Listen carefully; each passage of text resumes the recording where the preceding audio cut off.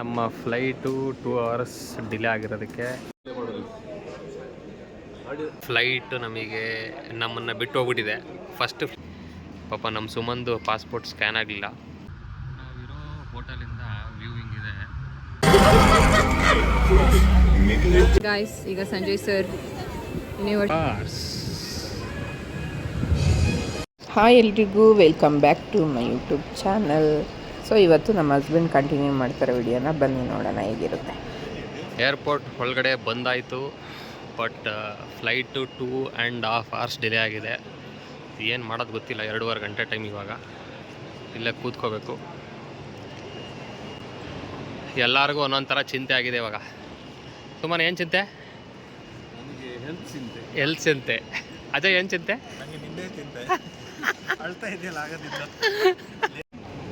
ಎಲ್ಲರೂ ಜೋಶಲ್ಲಿ ಬಂದ್ವಿ.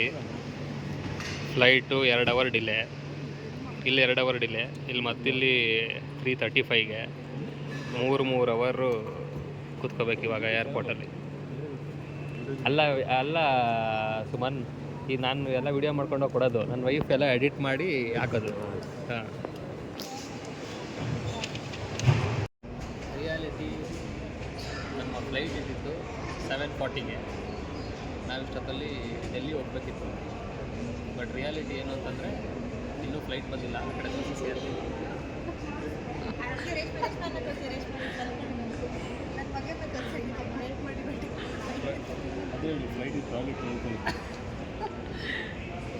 ಡಿಲೇ ಆಗಿರೋದಕ್ಕೆ ನಮಗೆ 1000 ರೂಪೀಸ್ ವೌಚರ್ ಕೊಟ್ಟು E2D ಕೊಟ್ಟಿದ್ದಾರೆ.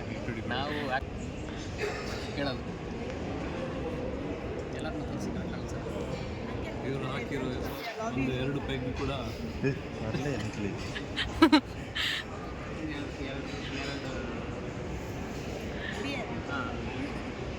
ಅದನ್ನು ಖಾಲಿ ಆಯಿತು.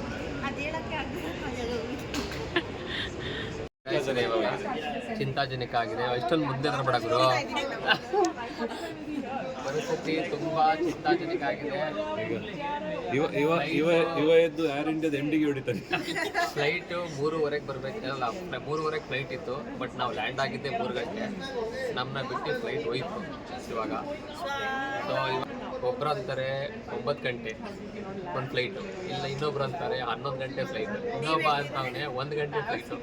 ಯಾವ್ದು ಸುಳ್ಳು ಯಾವ್ದು ಸತ್ಯ ಗೊತ್ತಿಲ್ಲ. ಎಲ್ಲೋ ಅಂಬೋ ಅಂತ ಕೂತಿದ್ದೀವಿ. ಆ ಕಡೆ ತೋರ್ಸಪ್ಪ, ಅಲ್ಲಿ ತೋರ್ಸ್ಕರು ಎಲ್ಲರೂ. ಏನ್ ಮಾಡ್ತಿದ್ದೀರಲ್ಲ, ನಿಮ್ಮ ಅನಿಸಿಕೆ ಏನು? ಇದೀಗ ಬಂದ ಸೂಚನೆ ಏನಂದ್ರೆ, ನಾವು ನಮ್ದು ಲಗೇಜ್ ಇನ್ನು ಬರ್ಬೇಕಷ್ಟೇ. ಲಗೇಜ್ ಬರುವಾಗ ಗಂಟೆ 6 ಗಂಟೆಯಿಂದ ನಾವು ರೂಮಿಗೆ ಹೋದಾಗ 8, ಅಲ್ಲಿ ಬ್ರಷ್ ಮಾಡಿಕೊಂಡು ಸೀದಾ ಅಗೇನ್ ರಿಟರ್ನ್ ಇಲ್ಲಿ 11 ಗಂಟೆ check in.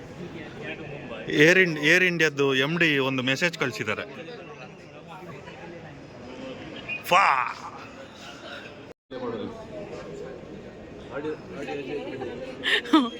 Audio Ajay ಏರ್ಪಾಡುಗೆ bag ಏನು ತಿರ್ತಿವಲ್ಲಿ ದಾದಾ ಬೇರೆ ಮನೆ ನಿಮ್ದು CEO ಅಲ್ಲಿ. ಗೈಸ್ ನೋಡಿ, ಫ್ಲೈಟು ನಮ್ಮನ್ನು ಬಿಟ್ಟು ಹೋಗ್ಬಿಟ್ಟಿದೆ. ಫಸ್ಟ್ ಫ್ಲೈಟು ನಮ್ಮದು ಬೆಂಗಳೂರಲ್ಲಿ ಡಿಲೇ ಆಯಿತು. ಅದಾದ ನಂತರ ಇಲ್ಲಿ ಫ್ಲೈಟುಗೆ ನಮ್ಮನ್ನು ಯಾರೂ ವೆಯ್ಟ್ ಮಾಡಲಿಲ್ಲ. ಇಲ್ಲಿ ಫ್ಲೈಟ್ ಹೊಟ್ಟೋಗಿದೆ. ಎಲ್ಲರೂ ಪಾಪ ನಿಂತಿದ್ದಾರೆ. ನೆಕ್ಸ್ಟ್ ಏನಾಗುತ್ತೆ ಗೊತ್ತಿಲ್ಲ. ನೋಡಿ, ಇಲ್ಲಿ ನಿಂತಿರೋರು ಎಲ್ಲರೂ ಅದೇ ಗೋಡೆ, ಎಲ್ಲರೂ ಸಿಂಗಾಪುರ್ ಹೋಗಬೇಕು. ಬಟ್ ಫ್ಲೈಟು ಬಿಟ್ಟು ಹೋಗಿದೆ. 10,000 ರೂಪಾಯಿ ಖರ್ಚಾಗ್ತದೆ. ಫ್ಲೈಟ್ ಡಿಲೇ ಆಗಿ 10,000 ರೂಪಾಯಿ ಖರ್ಚಾಗ್ತದೆ. ಅವಾಗ ಏನು ಮಾಡೋದು? ಏನಾದರೂ ಹೇಳಿ ಅಜಯ್ ಅವರೇ. ಹೇಳಲಿಕ್ಕೆ ನೋ ಕಮೆಂಟ್ಸ್. ಕ್ಲಸ್ಟರ್ ಸೋಫಾದಲ್ಲಿ ಕೂತ್ಕೊಳ್ಳಿ.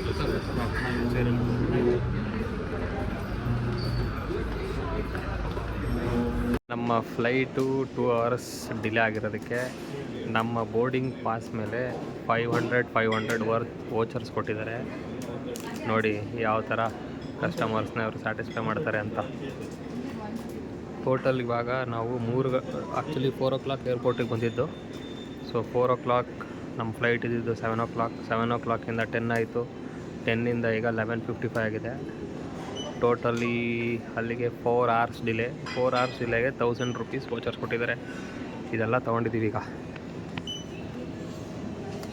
ಮತ್ತು ಊಟ ಎಲ್ಲ ಮಾಡಿದ್ದೀವಿ.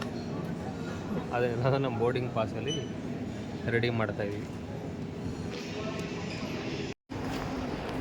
ನಿನ್ನೆ ಹೋಗ್ಬೇಕಾಗಿದ್ದು, ಇವತ್ತು ಹೋಗ್ತಾಯಿದ್ದೀವಿ ಸಿಂಗಾಪುರ್ಗೆ. ನಿನ್ನೆಯಿಂದ ಇವತ್ತು ತನಕ ಕಂಪ್ಲೀಟ್ ಒಂದಿನ ಡೆಲ್ಲಿಲಿ ಇದ್ವಲ್ಲ, ಹೆಂಗಿತ್ತು experience? Tour Delhi without sleep, ಹಾಂ, ವಿದೌಟ್ ಫುಡ್, ಎಂಜಾಯ್ಡ್ ಹೆಲ್ ಲಾಟ್. ವಿದೌಟ್ ಫುಡ್ ಎಂಥ ಅವಸ್ಥೆ ಅಲ್ಲ ನಮ್ಮದು. ಅಯ್ಯೋ, ಡೆಲ್ಲಿಲಿ ಹಾಂ, ಡಸ್ಟ್ ಮಾತ್ರ ವರ್ಸ್ಟ್ ಇದೆ. ಸಿಕ್ಕಾಬಟ್ಟೆ ವೆದರ್ ವರ್ಸ್ಟ್, ಏರ್ ಕಂಡೀಷನ್. ಥೈಲ್ಯಾಂಡ್ಗೆ ಹೋದ್ವಿ, ಥೈಲ್ಯಾಂಡಲ್ಲಿ ಹಂಗಾಯಿತು. ಇಲ್ಲಿ ಬಂದ್ವಿ, ಇಲ್ಲಿ ಹಂಗಾಯಿತು. ಮಾರ್ನಿಂಗ್ 5:30 ವೆದರ್ ಬಂದು ಆಲ್ಮೋಸ್ಟ್ ಇದ್ರ ಬದಲು ಅಲ್ಲೇ ಬೆಂಗಳೂರಲ್ಲಿ ಆಗೋದು. ಓಕೆ ಫೈನ್, ಬನ್ನಿ ಹೋಗೋಣ. ಇವಾಗ ಹೋಗ್ತಾ ಇದ್ದೀವಿ.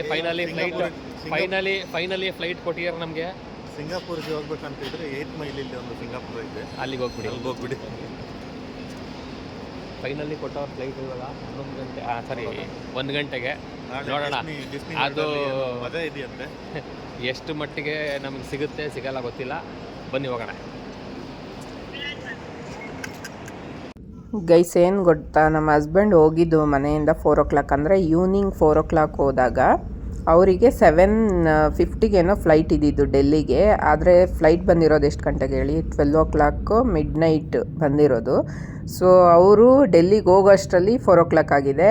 3 o'clock ಏನೋ ಡೆಲ್ಲಿಯಿಂದ ಸಿಂಗಾಪುರ್ಗೆ ಇದ್ದಿದ್ದು. ಒಂದು ಸ್ವಲ್ಪ ಹೊತ್ತು ವೆಯ್ಟ್ ಮಾಡಿ ಅದು ಹೋಗ್ಬಿಟ್ಟಿದೆ. ಇವ್ರು ಹೋಗಿ ಡೆಲ್ಲಿನಲ್ಲಿ ಮಾರ್ನಿಂಗ್ 4 o'clock ವೆಯ್ಟ್ ಮಾಡಿ ಮಧ್ಯಾಹ್ನ 1 ಗಂಟೆವರೆಗೂ ವೆಯ್ಟ್ ಮಾಡಿದ್ದಾರೆ ಸಿಂಗಾಪುರ್ ಫ್ಲೈಟ್ಗೆ. ಟೋಟಲಿ ಒಂದು 5 ಅವರ್ಸ್ಗೆ ಹೋಗ್ಬೋದು ಬೆಂಗಳೂರು ಏರ್ಪೋರ್ಟಿಂದ ಸಿಂಗಾಪುರ್ಗೆ. 24 hours ತೊಗೊಂಡಿದ್ದಾರೆ. ಅದರಲ್ಲಿ ಬೇರೆ ಅವರ ಕೊಲಿಗೊಬ್ಬರು ಮಗು ಬೇರೆ ಕರ್ಕೊಂಡೋಗಿದ್ರು. ಅದು ಹೆಂಗೆ ಮೇಂಟೈನ್ ಮಾಡಿದ್ರು ನಂಗೆ ಗೊತ್ತಿಲ್ಲ. ಅವ್ರಿಗಂತೂ ಎಷ್ಟು ಹ್ಯಾಟ್ಸ್ ಆಫ್ ಹೇಳಿದ್ರು ಕಮ್ಮಿನೇ. ಅಷ್ಟು ದೂರ ಜರ್ನಿ, ಅಷ್ಟೊತ್ತೆಲ್ಲ ವೆಯ್ಟ್ ಮಾಡಿಕೊಂಡು, ಅದು ಚಿಕ್ಕ ಮಗು, 1 ವರ್ಷದ ಮಗುನ ಕರ್ಕೊಂಡೋಗಿದ್ದಾರೆ. ನನಗೆ ಅದನ್ನು ನೋಡಿ ಹೆಂಗೆ ಅವ್ರು ಮೇಂಟೈನ್ ಮಾಡಿದ್ರು ಅಂತ ಅನ್ನಿಸ್ತು. ನಮಗಾಗಲ್ಲ, ನಾನು ಪರ್ಸ್ನಲಿ ನನಗೆ ಆಗಲ್ಲ ಅಂತೇಳಿ ಅನ್ಕೋತೀನಿ. ಸೊ ಈಗ ಇವರು ಸಿಂಗಾಪುರ್ಗೆ ಬಂದು ಲ್ಯಾಂಡ್ ಆಗ್ತಾರೆ. 9 o'clock ಹೋಗಿದ್ದಾರೆ ಸಿಂಗಾಪುರ್ಗೆ. 4 o'clock ಇಲ್ಲಿ ಬಿಟ್ಟು ಅದ್ರ ನೆಕ್ಸ್ಟ್ ಡೇ ನೈಟ್, ಅಂದರೆ 24 hours ಆದಮೇಲೆ ಸಿಂಗಾಪುರ್ಗೆ ಲ್ಯಾಂಡ್ ಆಗಿದ್ದಾರೆ. 24 hours ಆದ ನಂತರ ಸಿಂಗಾಪುರ್ ಏರ್ಪೋರ್ಟಲ್ಲಿ ಲ್ಯಾಂಡ್ ಆಗಿದ್ದೀವಿ. ಇಲ್ಲಿಗೆ ಬರೋಕ್ಕೆ ಕರೆಕ್ಟು 24 hours ತಗೊಂಡಿದ್ದೀವಿ. ನೆನ್ನೆ ಬಿಟ್ಟಿದ್ದು ಸೇಮ್ ಟೈಮಿಂಗ್ಸ್ ಬ್ಯಾಂಗ್ಳೂರು. ಸೊ ಇವತ್ತು ಬಂದಿದ್ದೀವಿ. 4 ಅವರ್ಸಲ್ಲಿ ಬರೋದು ಜರ್ನಿ 24 hours ತಗೊಂಡು ಬಂದಿರೋ great, one of the greatest team ನಮ್ಮದು. ಇದು ಕ್ರೆಡಿಟ್ ಎಲ್ಲ ಮೇಕ್ ಮೈ ಟ್ರಿಪ್ ಅವ್ರಿಗೆ ಹೋಗಬೇಕು. ಅದೇ ಏನು ಗೊತ್ತಾ, 4 hour ಬರೋದನ್ನು ನಮ್ಮ 24 hours ಮಾಡ್ಕೊಂಡು ಕರ್ಕೊಂಬಂದವ್ರೆ. ಕ್ರೆಡಿಟ್ಸ್ ಎಲ್ಲ ಮೇಕ್ ಮೈ ಟ್ರಿಪ್ ಅವ್ರಿಗೆ ಹೋಗಬೇಕು ಅಂತ ಹೇಳ್ತಾ ಇದ್ದೀನಿ.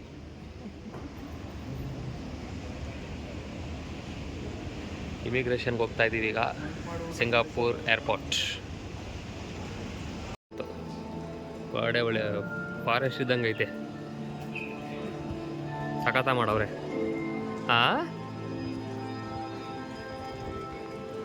ಅದೇ ಇವಾಗ ನಾನು ಅಜಯ್ ಅದೇ ಯೋಚನೆ ಹೇಳ್ತಿದ್ವಿ, ನಾವು ಎಲ್ಲೆಲ್ಲಿ ಹೋಗ್ಬೇಕು ಅನ್ಸುತ್ತೆ, ನಮ್ಗೆಲ್ಲೆಲ್ಲಿ ಬೇಕು ಅನ್ಸುತ್ತೆ ಅಲ್ಲಿ ಹೋಗೋಣ ಅಂತ. ಫ್ರೆಂಡ್ಸ್ ಇಲ್ಲಿ ನೋಡಿ, ನಮ್ಮ ಬ್ಯಾಂಗ್ಳೂರಲ್ಲಿ ಇಮಿಗ್ರೇಷನ್ಗೆ ಒಬ್ಬರು ಮ್ಯಾನ್ ಪವರ್ ಇಟ್ಟಿರ್ತಾರೆ. ಅವರು ಚೆಕ್ ಮಾಡಿ ಪಾಸ್ಪೋರ್ಟ್ನ ಎಲ್ಲ ಮ್ಯಾನ್ಯುವಲ್ ಎಂಟ್ರಿ ಮಾಡ್ತಾರೆ. ಇಲ್ಲಿ ಎಷ್ಟು ಇಂಪ್ರೂವ್ಮೆಂಟ್ ಆಗಿದೆ ನೋಡಿ, ಎಲ್ಲ ಒಂದು ಆಟೋಮೇಷನ್ನು. ಜಸ್ಟ್ ಪಾಸ್ಪೋರ್ಟ್ ಸ್ಕ್ಯಾನ್ ಮಾಡಿದ್ರೆ ಸಾಕು, ಪಾಸ್ಪೋರ್ಟ್ ಮೇಲೆ ನಿಮಗೆ ಸೀಲು ಸಹ ಹಾಕಲ್ಲ ಇಲ್ಲಿ. ಸೊ ಆ ಥರ ನಿಮಗೆ ಎಕ್ಸಿಟ್ ಆಗ್ಬೋದು ಇಮಿಗ್ರೇಷನ್ನ ಮುಗಿಸ್ಕೊಂಡು. ಇಮಿಗ್ರೇಷನ್ 2 ನಿಮಿಷ 2 ಸೆಕೆಂಡು ತೊಗೊಳ್ಳಿಲ್ಲ ನಂದು. 2 ಸೆಕೆಂಡಲ್ಲಿ ಇಮಿಗ್ರೇಷನ್ ಮುಗಿಸಿ ಎಲ್ಲ ಈಚೆ ಬಂದು ಕಾಯ್ತಾ ಇದ್ದೀವಿ. ಪಾಪ ನಮ್ಮ ಸುಮಂದು ಪಾಸ್ಪೋರ್ಟ್ ಸ್ಕ್ಯಾನ್ ಆಗಲಿಲ್ಲ. ಅವ್ರನ್ನ ಒಳಗಡೆ ರೂಮ್ ಒಳಗಡೆ ಕರ್ಕೊಂಡು ಹೋದ್ರಂತೆ ಪಾಪ. ಇಲ್ಲಿ ನೋಡಿ ಮಾಡಿಸ್ಬಿಟ್ಟವ್ರು ವಿಜಯ್, LED ರೂಫ್ಗೆ LED, ರೂಫಲ್ಲಿ ಸಿಂಗಾಪುರ್ ಏರ್ಪೋರ್ಟಲ್ಲಿ ರೂಫಲ್ಲೇ LED. ಸಕ್ಕತ್ತಾಗೈತೆ ಮಾತ್ರ ಬಿಡಿ ಏರ್ಪೋರ್ಟ್.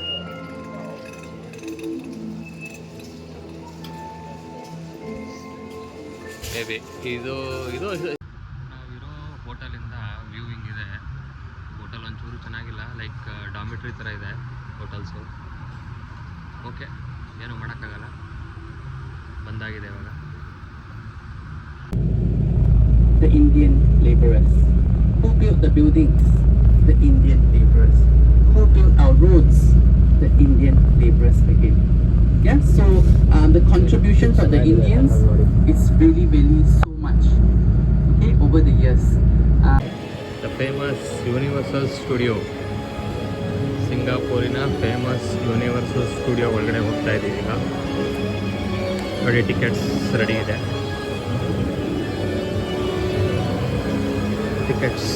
ಇದೆ. ಬನ್ನಿ ಹೋಗೋಣ ಸ್ಟುಡಿಯೋ ಒಳಗಡೆ ಇವಾಗ. ಗಾಯ್ಸ್, ಈಗ ಸಂಜಯ್ ಸರ್ ಯೂನಿವರ್ಸಲ್ ಮುಂದೆ ಫೋಟೋ ತೆಗಿಯೋಕ್ಕೆ ಟ್ರೈ ಮಾಡ್ತಿದ್ದಾರೆ. ಅಕ್ಷಾ ಅವರು ಅವರಿಗೆ ಲೀಡ್ ಮಾಡ್ತಿದ್ದಾರೆ. Universal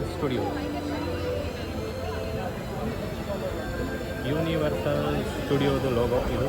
in front of universal studio ಹತ್ತಿರ್ತಾ ಇರುತ್ತೆ ನಿಮಗೆ. ನೋಡಿ ಹೀಗೆ.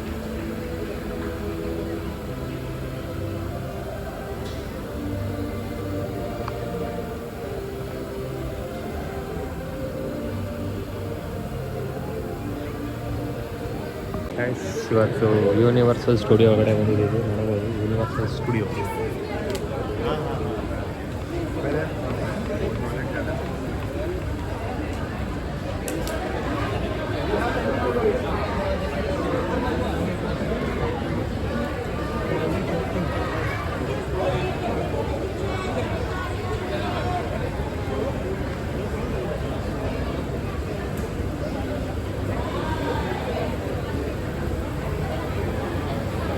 ಇವಾಗ ದ ಫೇಮಸ್ ಟ್ರಾನ್ಸ್ಫಾರ್ಮರ್ ರೈಡ್ ಬಂದಿದ್ದೀವಿ ಅಲ್ಲಿಗೆ. ಇವಾಗ ಇಲ್ಲಿ ನೋಡಿ ರೋಲರ್ ಕೋಸ್ಟರ್ಸ್ ಇದ್ದಾವೆ, ಜಾಯಿಂಟ್ ರೋಲರ್ ಕೋಸ್ಟರ್ಸ್ಗಳು ಎದುರುಗಡೆ.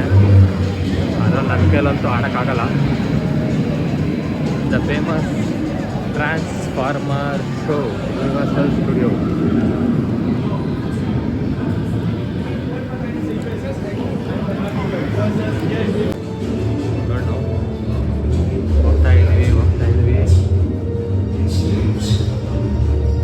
Starscream, the Decepticons Air Commander and Megatron's second in command.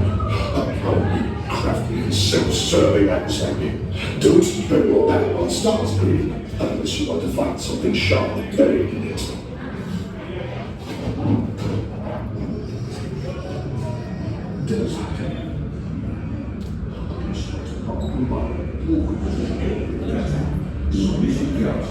So you need to thank and blame me later? But right now, you need to listen to the lady with the robotic voice. No drinking, eating, smoking, or photography of any kind will be tolerated on admission. EVAC can accommodate 4 humans per row, so when authorized, move in an orderly fashion to the furthest seat in your row, and I do not have a robotic voice. Hey, I'm a robot. It was meant to be a compliment. Supervise children, making sure that each child has their own seat on board EVAC. There is a lap restraint in every row. Do not engage it until So we are going into a ride. Transformer ride. ತುಂಬ crowd ಇದೆ. ನಾನು ರೈಡ್ಗೆ ಹೋಗ್ತಾ ಇದ್ದೀನಿ. Ride ಮಾಡ್ತಾ ಇದ್ದೀನಿ.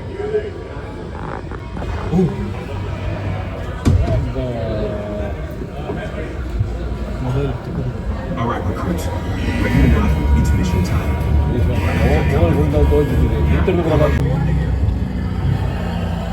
Wrong leg. We're trapped.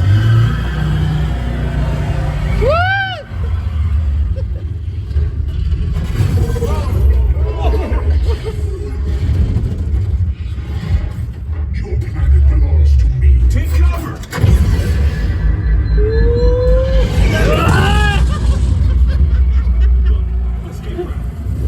Wait, something's wrong.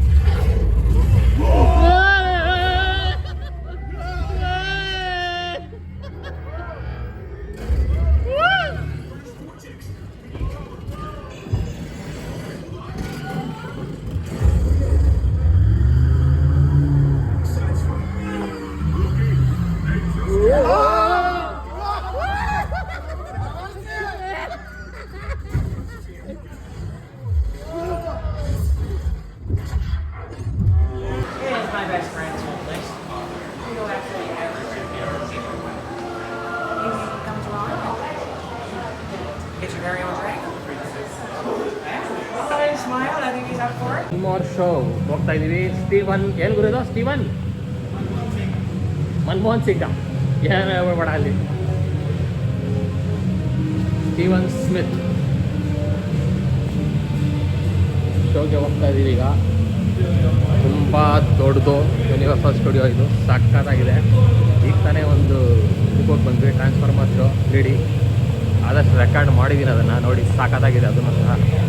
ಒಂದ್ಸಲ Singapore ಬಂದರೆ ಯಾವುದೇ ಕಾರಣಕ್ಕೂ ಡಿಸ್ನಿ ವರ್ಲ್ಡ್ ಮಿಸ್ ಮಾಡಬೇಡಿ ಯಾರೂ ಸಹ. ಸಿನಿಮಾ ಶೂಟಿಂಗ್ ಎಲ್ಲ ಇಲ್ಲಿ ನಡೆಯುತ್ತಂತೆ. ತುಂಬ ಈ ಸಮುದ್ರದ ಸೀನ್ಗಳು ಅದೆಲ್ಲ ಹಿಂದೆ ನೋಡಿ, ಅಲ್ಲಿ ಸಮುದ್ರದ ಅಲೆಗಳು ಮಿಂಚು ಎಲ್ಲ ಬರೋ ಥರ ಸೆಟ್ ಮಾಡಿದ್ದಾರೆ. ಇಲ್ಲಿ ಒಳಗಡೆ ಇದು ನೀರು ಇದೆ, ಏನಾದರೂ ಅವರು ಶೂಟಿಂಗ್ ಮಾಡಬೇಕಾದ್ರೆ ಅದು ಸೆಟ್ಟಿಂಗ್ಸ್ ಮಾಡ್ಕೊತಾರೆ ಆ ಥರದ್ದು ತುಂಬ ಇದೆಯಂತೆ ಇಲ್ಲಿ. ಅಲ್ಲಿಗೂ ಹೋಗಿದ್ದಾರೆ ಅವರು, ಎಲ್ಲ ನೋಡಿಕೊಂಡು ವಿಡಿಯೋ ಕೂಡ ಮಾಡ್ಕೊಂಬಂದಿದ್ದಾರೆ. ನಾನು ಹೇಳಿದ್ದೆ ಅವ್ರಿಗೆ ಆದಷ್ಟು ಅಲ್ಲೇ ಲೈವಲ್ಲಿ ಹೇಳ್ಕೊಂಡು ನೀವು ವಿಡಿಯೋ ರೆಕಾರ್ಡ್ ಮಾಡ್ಕೊಬನ್ನಿ, ಅವಾಗ ಚೆನ್ನಾಗಿರುತ್ತೆ ನೋಡೋರಿಗೆ ಅಂತ. ಆದರೂ ಒಂದೊಂದು ಕಡೆ ಬಿಟ್ಟಿದ್ದಾರೆ ಅವರು, ಮಾತಾಡಿಲ್ಲ ಎಲ್ಲೂ. ಸೊ ಈ ಥರ ಸಿನಿಮಾ ಶೂಟಿಂಗ್ಗಳೆಲ್ಲ ಇಲ್ಲಿ ಈ ಥರ ನಡೆಯುತ್ತೆ. ಆ ಜಾಗಕ್ಕೆ ಇವ್ರು ಹೋಗಿದ್ದಾರೆ guys. Universal studio, wow, it's beautiful, ಸಾಕಾಗಿದೆ.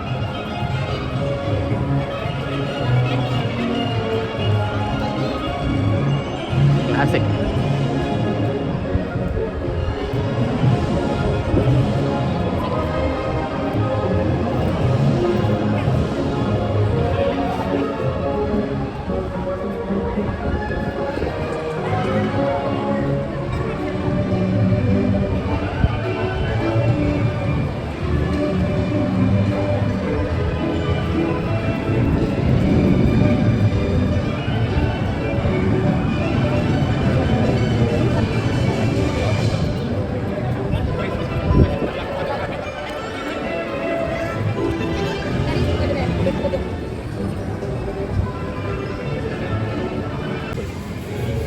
ಸಕ್ಕದಾಗಿದೆ ಫ್ರೆಂಡ್ಸ್, ನೋಡಿ ಇಲ್ಲಿ ಅಲ್ಟಿಮೇಟ್ ಆಗಿದೆ. Don't miss.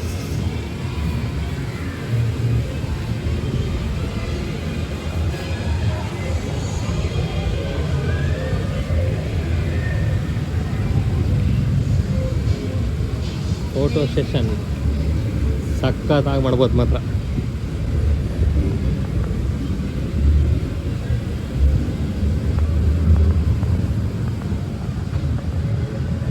ನೋಡಿ ಸ್ಟ್ರೀಟ್ಸ್ ಶೂಟಿಂಗ್ ಮಾಡ್ತಾರಲ್ವಾ.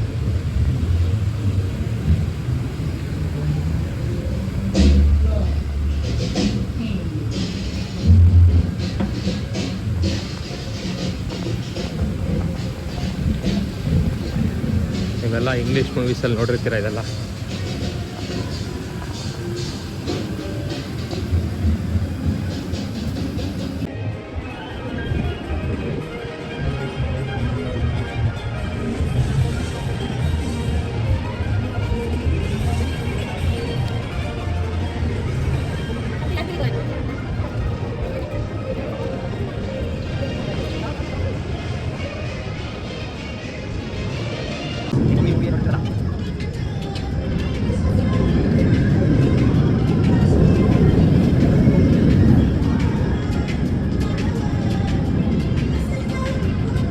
ತುಂಬ ಬಿಸಿಲಿದೆ ಗುರು, ತಡ್ಕೊಳಕ್ಕಾಗಲ್ಲ ಬಿಸಿಲು ಸೀರಿಯಸ್ಲಿ.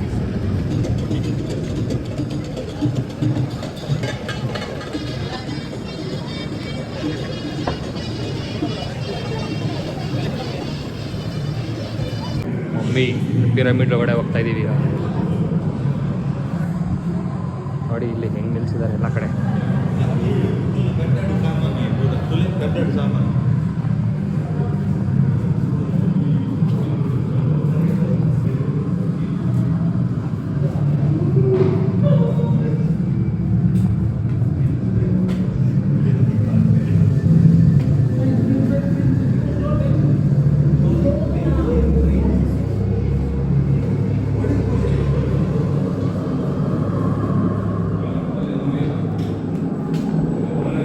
ಇದು ಬದನೆಕಾಯಿ ಅಂಟು ಏನಿಲ್ಲ ಇದರಲ್ಲಿ,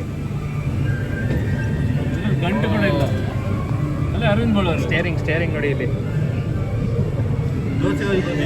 ಹಾಂ, ದೋಸೆ ಹಂಚಿದಂಗೆ ಐತೆ ಸ್ಟೇರಿಂಗು.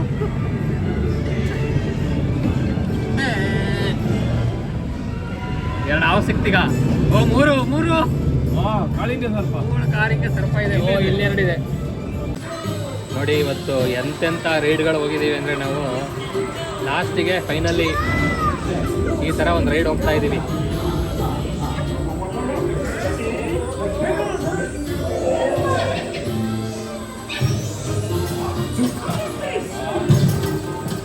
Awesome.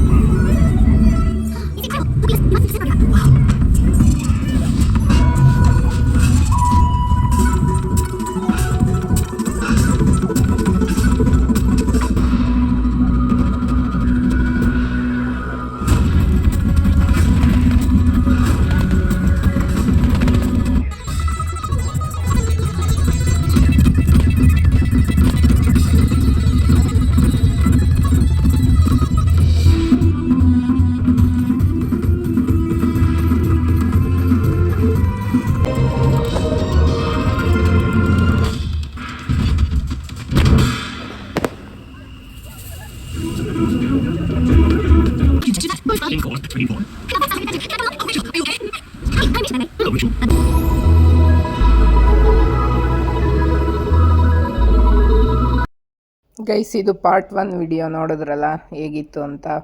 ಡೇ 1 ಸಿಂಗಾಪುರ್ದು ವಿಡಿಯೋ ಇದು ಆಗಿತ್ತು. ನಿಮ್ಮೆಲ್ಲರಿಗೂ ಇಷ್ಟ ಆಗಿದ್ರೆ ಲೈಕ್, ಶೇರ್, ಕಮೆಂಟ್ ಹಾಗೆ ಸಬ್ಸ್ಕ್ರೈಬ್ ಮಾಡೋದು ಮರಿಬೇಡಿ. ನೆಕ್ಸ್ಟ್ ವಿಡಿಯೋದಲ್ಲಿ ಸಿಗ್ತೀನಿ ಗೈಸ್.